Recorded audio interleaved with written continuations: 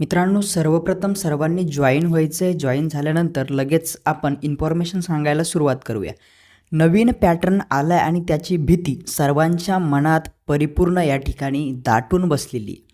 तर ती सर्व भीती काढण्यासाठी आपण हा व्हिडिओ या ठिकाणी घेतो आहे. मित्रांनो, नवीन पॅटर्न आला आहे. 75 प्रश्न, काय 75 प्रश्न आणि 75 मिनिट टाईम आपल्याला त्या ठिकाणी यांनी दिला आहे. कुणी? महावितरणनं. तर आपल्याला याला कशा पद्धतीने हँडल करायचं आहे त्याची सर्व इन्फॉर्मेशन आपल्याला या ठिकाणी बघायचं आहे. कोणतीही मनात भीती ठेवू नका. ज्या मित्रांनी मनामध्ये भीती ठेवली त्यांचा स्पेशल कार्यक्रम या ठिकाणी होणार आहे मित्रांनो.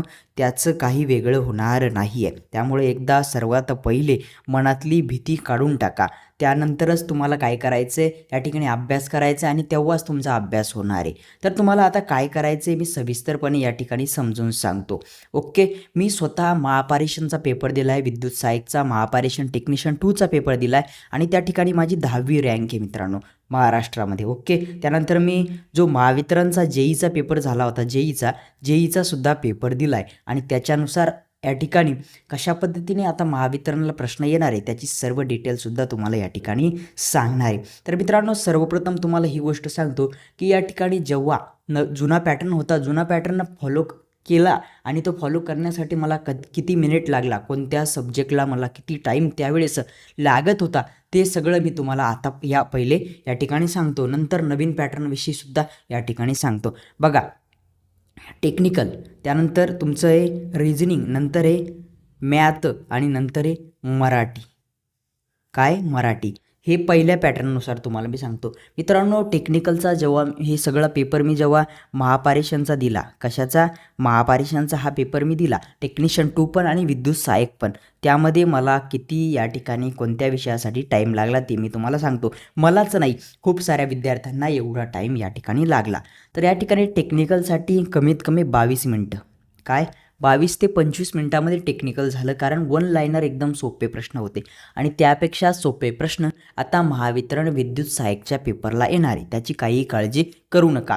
कारण आता हा जो पेपर आहे 10वी पास आणि 8वी पास मुलांचा या ठिकाणी राहणार आहे. ओके, रिझनिंग पहिले 40 प्रश्न होते मित्रांनो आणि मॅथचे या ठिकाणी 20 आणि मराठीचे 20, या सगळ्या मिळून या ठिकाणी किती 1 तास 10 मिनटं किंवा 1 तास 20 मिनटं 1 तास 20 मिनटं यांना एकत्र लिहितो मी.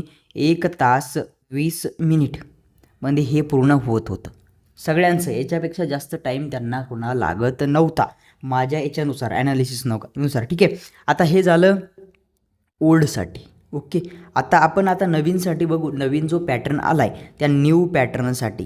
ओके, न्यू पॅटर्नसाठी या ठिकाणी किती टाईम लागू शकतो. ओके, आता टेक्निकलसाठी 25 प्रश्न आहे मित्रांनो. या ठिकाणी 25 प्रश्न म्हटल्यावर पहिल्यांदा 22 मिनटं लागत होते, आता 11 मिनटं लागायला पाहिजे. तर आपण या ठिकाणी 15 मिनटं पकडू.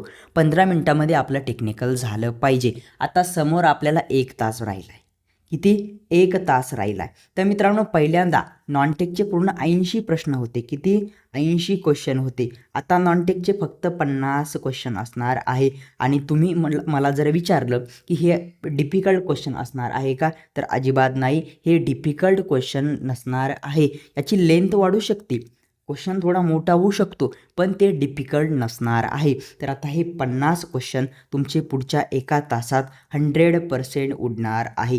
1 तासात 100% उडणार आहे. मग मराठीचा पॅटर्न कोणता राहणार आहे? सेम पहिलाच जो होता तोच.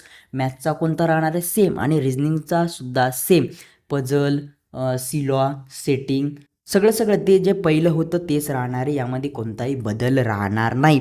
अशा पद्धतीने या ठिकाणी सगळं काही पद्धतीशीर नियोजन या ठिकाणी होणार आहे. आता हे पद्धतीशीर नियोजन करण्यासाठी आपल्याला टेस्टची प्रॅक्टिस करणं गरजेची आहे. कशाची? टेस्टची. त्यामुळे या पॅटर्ननुसार 75 क्वेश्चन आहे तुमचे. काय? 75 क्वेश्चन आहे आणि 75 तुम्हाला काय त्याला या ठिकाणी मिनिट आहे. किती? मिनिट आहे. आणि 150 तुम्हाला याला मार्क असणार आहे. आणि यानुसार काय करायचं आहे तुम्हाला?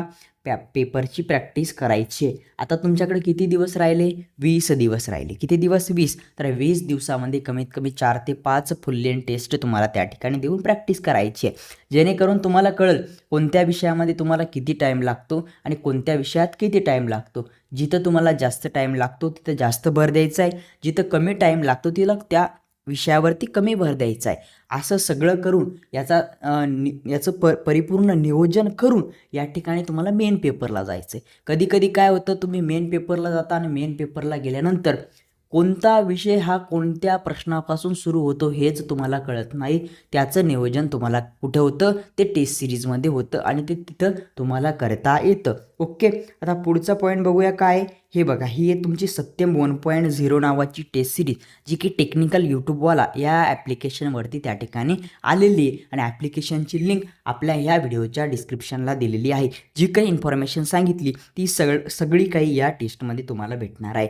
मित्रांनो, व्हिडिओ आवडला असेल तर नक्कीच लाईक करा, आपल्या सर्व मित्रांपर्यंत शेअर करा आणि तुम्हाला सांगतो, तुम्ही जर या चॅनलवरती नवीन असाल तर नक्कीच आपल्या चॅनलला या ठिकाणी सबस्क्राईब करून ठेवा.